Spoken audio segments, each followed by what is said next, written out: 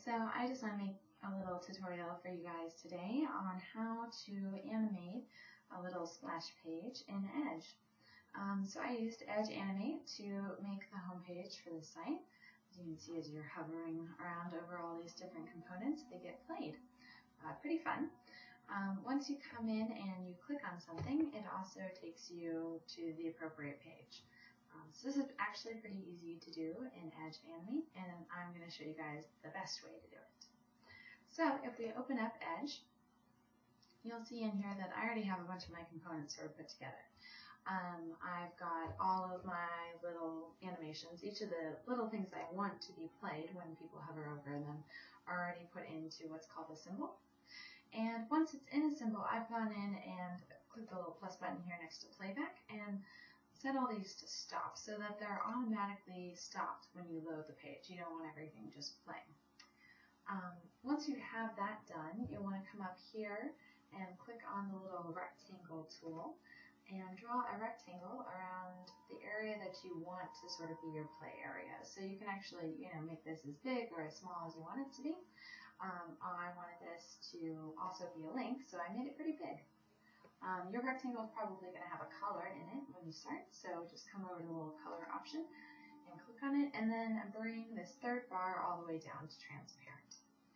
That way nobody can see it.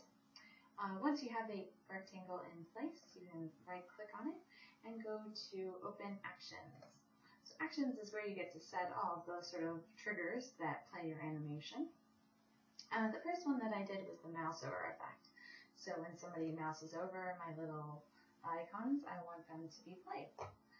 So you can do that pretty easily. Just come in here, select mouse over, click on playback, play. You want to find your symbol in your stage that you want played. So mine was Lab 2 in this case. And once you have that in place, you can go up and you can now select click. So click is going to be what happens when somebody clicks on this. I wanted it to be a link, so just select links in the same window. Switch out the URL for the URL you actually want, and that's pretty much all set. Once you have this in place, you also want to make sure that people know that they can click on it. It's not always intuitive that they can. So you'll want to actually set a different cursor type for this little rectangle. So come over here next to cursor. Instead of auto, you want to select the little pointer guy. This way it's pretty obvious. Oh, I can click on this. So the last step, of course, is you just want to preview this and make sure everything looks good. So Control Enter.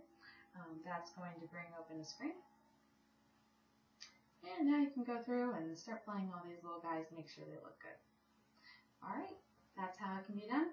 Thanks so much.